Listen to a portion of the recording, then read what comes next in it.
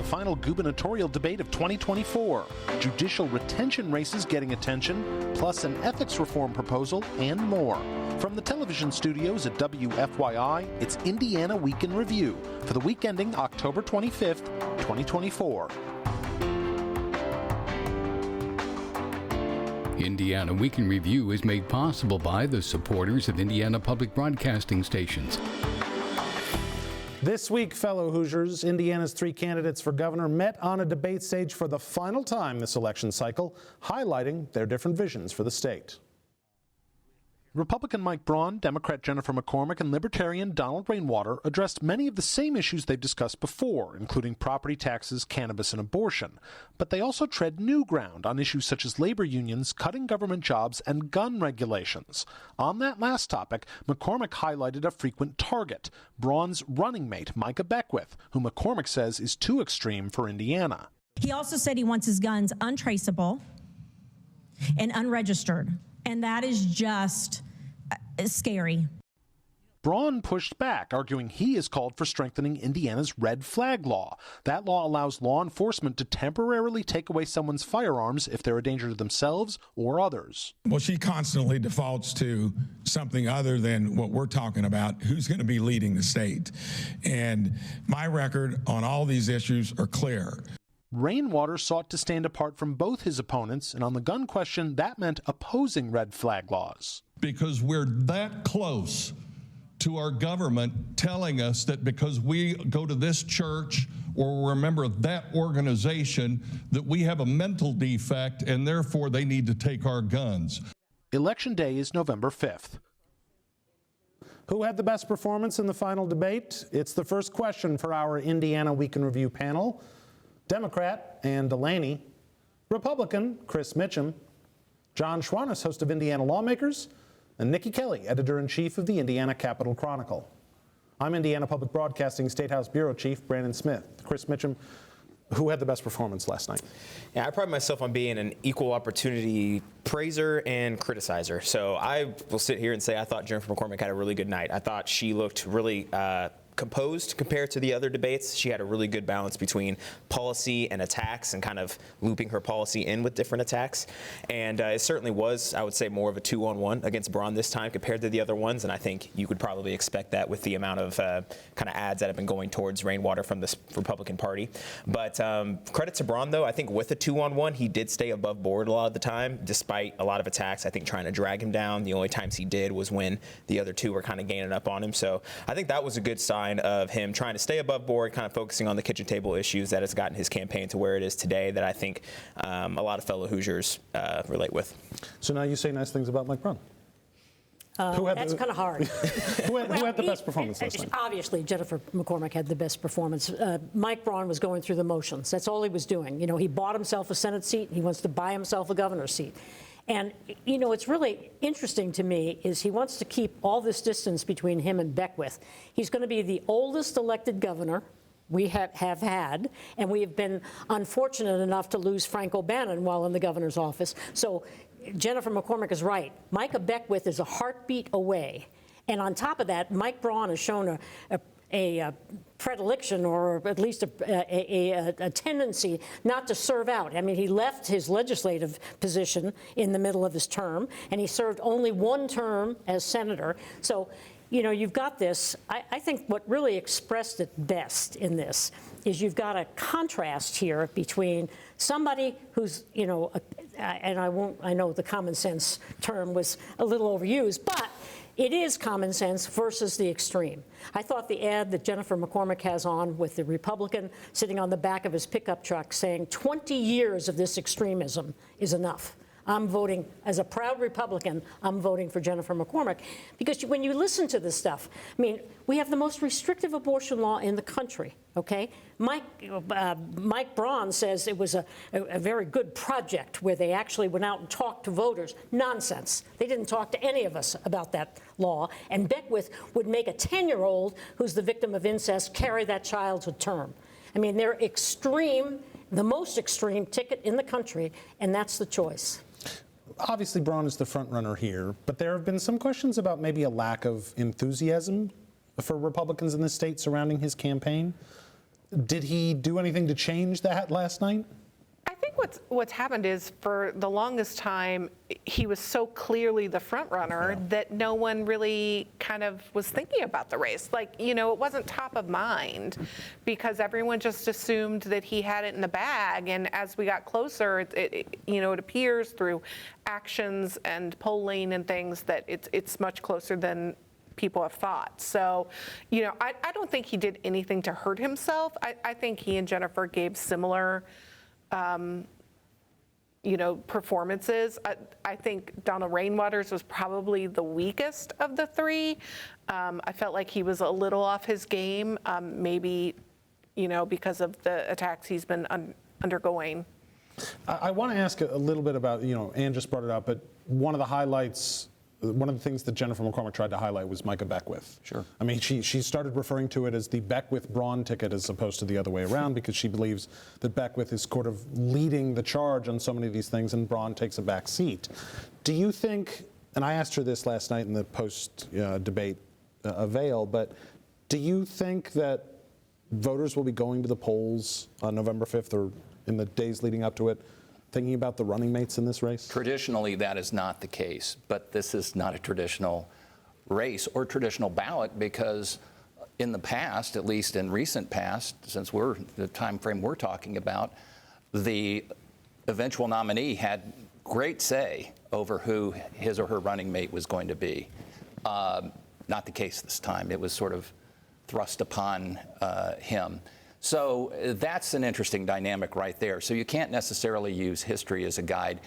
And also, you've never had such a concerted effort on the part of a challenger to make it part of the public discussion and part of the public conversation and consciousness.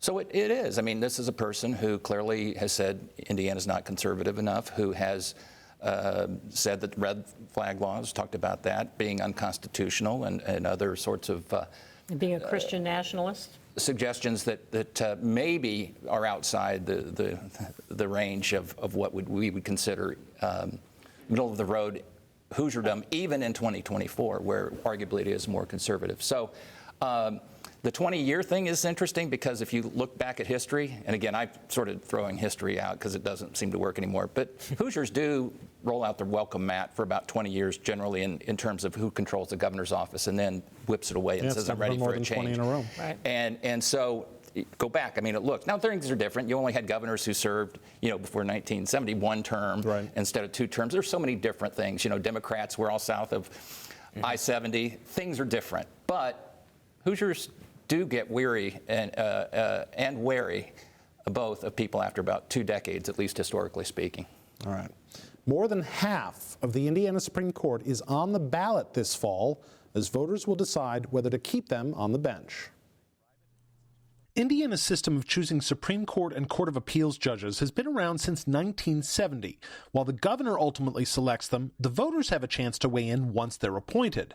Those judges and justices are on the ballot for retention after 2 full years of being appointed, and again every 10 years after that. Chief Justice Loretta Rush is one of the justices up for retention this year. She says it's important that voters consider the actual role of a judge when making their decision. People are saying, well, we want judges to do X, Y, and Z. You really got to look and see, is that part of our constitutional role? Is that part of where we are on interpreting the law and in our constitutional democracy? And you've got to really protect that. No Indiana appellate judge or justice has ever lost a retention vote.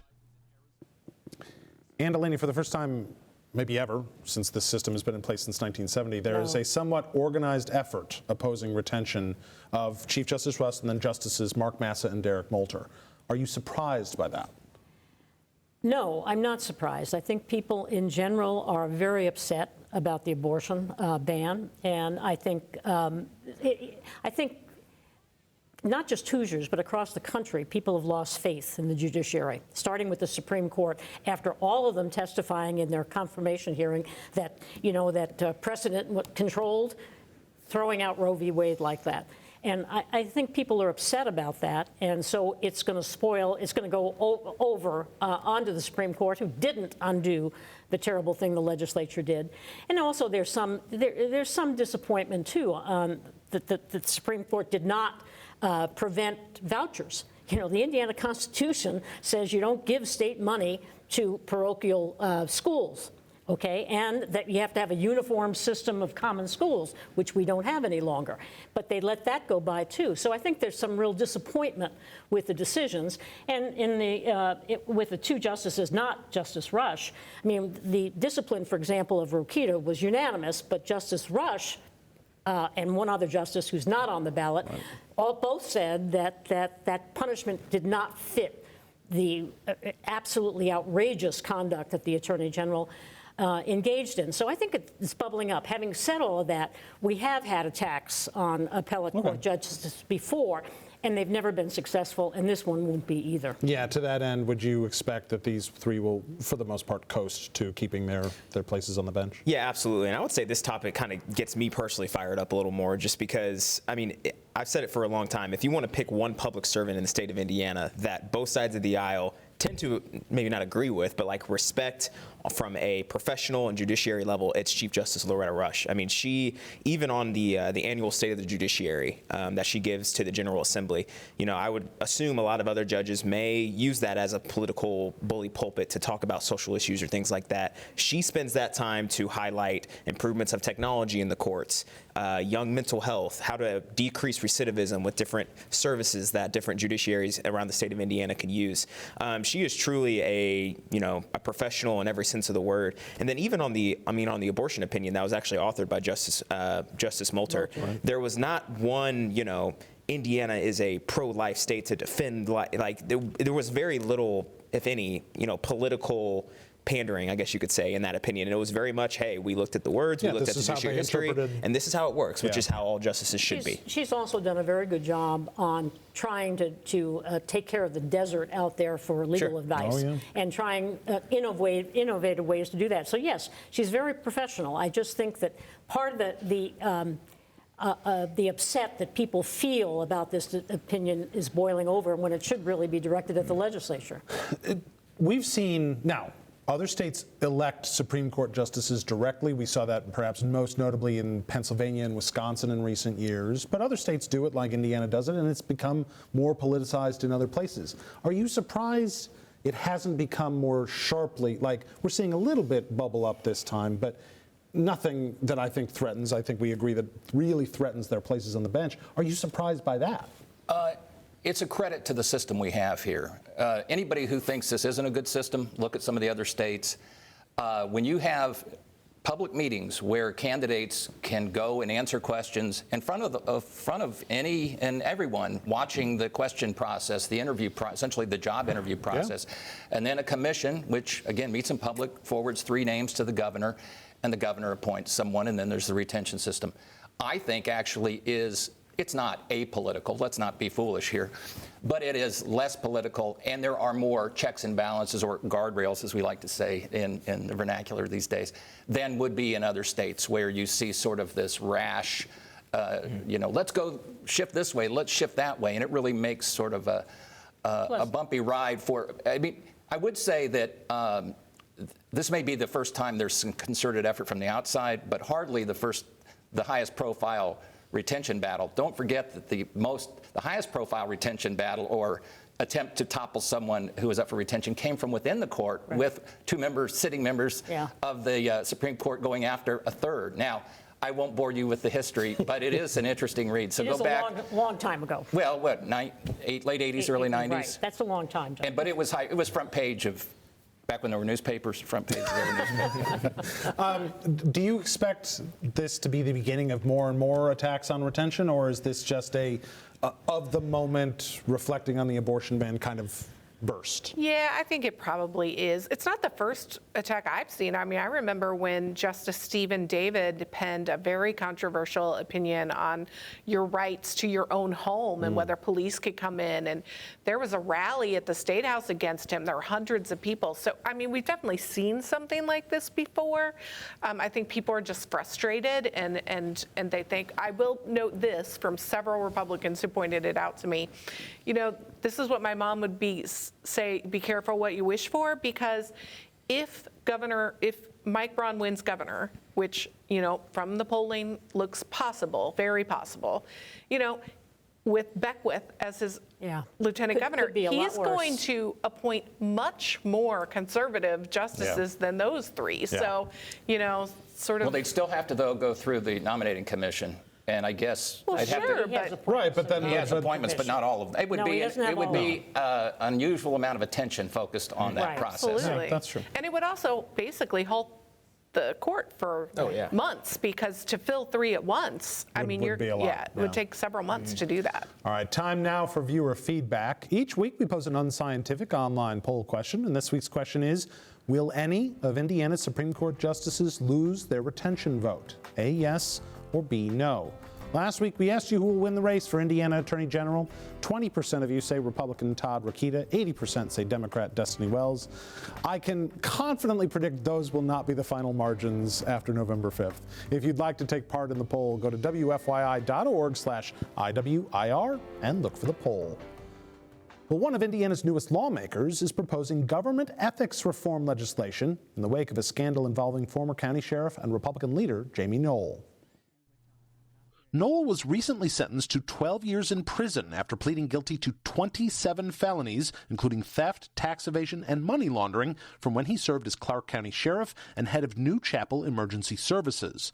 Democrat Wendy Dant Chesser says taxpayers were frustrated to learn public dollars were so misused by Knoll. She's proposing legislation that would codify some transparency measures the new sheriff installed, including releasing detailed expenditure reports and changing purchasing fund procedures to prevent future abuses. Chesser's proposals also include ethics training for local officials and added oversight of some local spending. Niki Kelly, we see lawmakers respond to recent things in the headlines in the legislative session all the time. Will we see legislation move that addresses this situation? Yeah, I don't know, really. I mean, the fact is we have built in some checks and balances. When someone wants to break the law, they're going to figure out how they want to break the law, right? You know, I think we already have some training. Only criminals break the law. That's why they're criminals. More transparency and accountability does not hurt. Yeah. But, you know, I think the biggest thing they could do is maybe make sure the State Board of Accounts is properly staffed and can do these important audits. I think they're every 2 years for a local municipality. But even that is catching things in arrears. So, you know. Yeah, I mean, to a certain point, it's hard to catch this stuff while it's happening. It's harder to catch this stuff while it's happening. But it's all about transparency. You have Republicans, regardless of where they are in the spectrum, saying, you know, on any number of issues, transparency is what saves the day always, whether it's campaign finance reform, et cetera.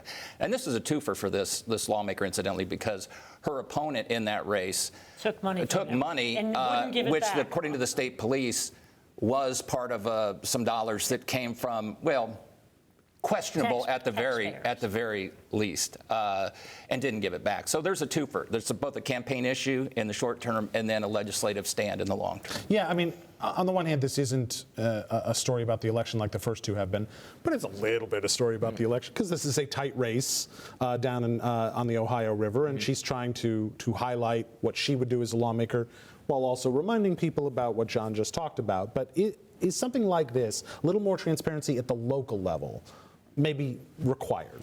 Yeah, and I think that actually the more details that come out about this particular case, I mean, you're seeing some oversight at the local level as well. I think they had like an internal contract that required an annual review of these different disbursements that didn't happen and things like that. So I do think it's really is a local level. But I think credit to her. She was actually asked a very similar question to that. It was like, hey, is this just a campaign move? You're in a tight race down there. And she was like, last time I checked, I'm a state representative. She was caucused in. She's doing her job. She's kind of serving the people down there. So I think this is a good move by her.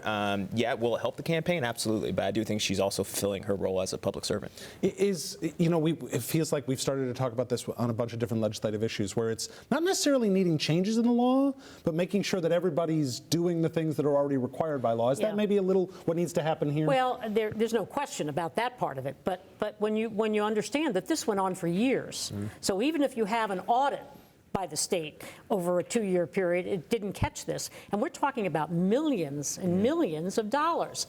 And the idea that this went on unchecked and that nobody knew that he had a garage with, 27 cars in there, all valuable. I think people knew. I'm sorry. I think people knew, but maybe not where the money came from. Maybe not the people that should have been talking about it. And maybe that's another question to be asking. Who knew and who didn't? When did he know? Well, and also I think it's important in this situation to remember that, a lot of times when we talk about the money, he's spending it on cars, what does that really matter? You know, at the sentencing, you had people who said, my loved one needed an ambulance and it didn't show up because this EMS didn't have the resources it needed. There's only a finite amount of money. And if it goes into his pocket, it doesn't go to police and fire. All right, the nonpartisan Indiana Debate Commission will host a debate in Indiana's U.S. Senate race next week, even as one of the candidates won't participate.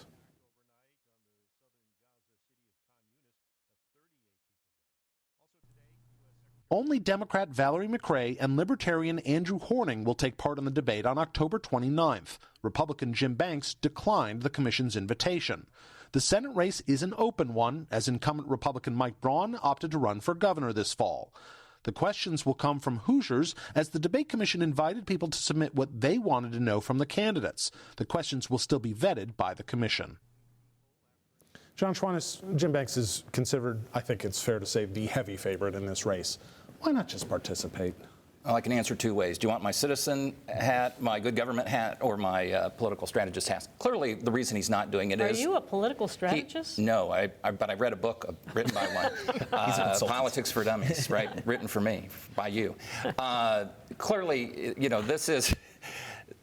No, I'm not a strategist, but it... I lost my train of thought here. So, you're in a good government. No, I'm not. Well, that is the thing, but it's... People should participate in debates. I mean, this is a democracy. Good for the debate commission for having this debate. It's a thankless task. And I applaud candidates for taking part and for enduring the questioning of the public and media afterwards. We should, just to go back to an earlier one, we had Mike Braun, who did not meet with reporters after the earlier debate, which is sort of built into that framework or that system. So you avoid two challenges. You avoid the debate itself and therefore deprive your opponents of sort of the spotlight that you as the front runner would, and clearly the person with the highest name ID would bring to those individuals by being on the same stage. And you're not submitting, opening up yourself to any kind of questioning after with the reporters in the Fourth Estate. I mean, I definitely agree with that. But my thing here is, Mike Braun arguably has way more to lose. It is a tighter race. We can all agree on that. We don't know how tight it'll be, but definitely tighter than the Senate race. Has way more to lose by participating in debates. He did 3 of them. And I don't think there was any hesitation. It wasn't like they were having to fight with him. It was just about getting the dates. Jim Banks has very little to lose by showing up and talking about what he wants to do as a United States Senator. Why not just do that? Because he doesn't have to, because he is in such control of this race, it doesn't matter. And it's a shame, because let's be honest, he'd probably win that debate easily. He's a polished, knowledgeable, congressman who could handle that no problem. But, he doesn't need to, so, and he doesn't feel like he should have to, I guess, answer citizen questions. I mean, I interviewed all 3 Senate candidates. Jim Banks it was an excellent interview. We talked about. He would not call us back. Well, he talked a lot about policy, which I appreciated. Is this debate now setting up to be an opportunity for Valerie McRae and Andrew Horning to just jump up and down on Jim Banks for half an hour or whatever? Absolutely, and they should. They should. I mean, the arrogance of not participating is kind of overwhelming, okay? And maybe he doesn't want to explain that Donald Trump actually lost the 2020 election and that the January 6th wasn't a nice meeting of tourists touring the Capitol, which is the nonsense he spouted. So maybe he doesn't want to resurrect that. I don't know. But it is extremely arrogant that he thinks that once he's got the nomination, that he's entitled to the office and doesn't have to answer to voters. Is it disappointing for even his supporters to not be able to see him in this forum? It's disappointing for everybody. And I mean, not only are you seeing this on the Republican side, up in the House Congressional District number 1, Frank Mervan's refusing to do a debate up there when a much tighter race with a lot more money in it. I believe Andre Carson also refused to do a debate. Sure, so it's not just an our thing. It's candidates overall. And you see candidate questionnaires. You used to have these filled out all the time by the League of Women Voters and any number of other organizations. Nobody does that anymore. Well, that's because you get a candidate will get 100 of them. Well, he would do nothing else. All right. Finally, ESPN College Game Day will make its first ever visit to Bloomington, Indiana this weekend in recognition of the IU football team's best start to a season in decades. 7-0, one of the few undefeated FBS teams left in the country. Chris Mitchem, does IU have a real chance at making the college football playoff? It's a 12-team playoff, so absolutely. And here's the formula. Okay, you got to beat Michigan, and then you cannot lose to Ohio State by more than double digits. If that happens and they win the rest of their games, they're in. Mark it. Oh, I think they're going to make it. I think they're going to go 9-0. I'm not willing to predict Ohio State yet. Can't lose by double digits. That's all I'm saying. Were you expecting anything like the excitement around IU this season? Well, of course not. Yeah. I don't think even the most hardened IU people would have expected an undefeated season at this point. I think they knew. Except for maybe, Obviously, we knew the coach was exciting. He was going to bring a breath of fresh air and a bunch of new players. My political predictions may be lackluster, have in recent years, I will say. But when you ask the question before the season opener, which Indiana team is most likely to make the playoffs? And I said, thanks to That's true. I would. So that's true. Got to give me credit where credit's due. That's Indiana Week in Review for this week. Our panel is Democrat Ann DeLaney, Republican Chris Mitchem, John Schwantes of Indiana Lawmakers, and Niki Kelly of the Indiana Capital Chronicle. You can find Indiana Week in Review's podcast and episodes at WFYI.org/IWIR or on the PBS app. I'm Brandon Smith of Indiana Public Broadcasting. Join us next time because a lot can happen in an Indiana week.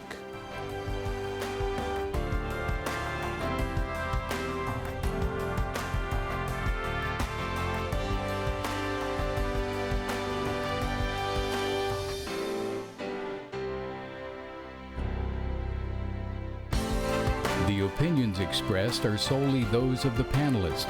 Indiana Week in Review is a WFYI production in association with Indiana's public broadcasting stations.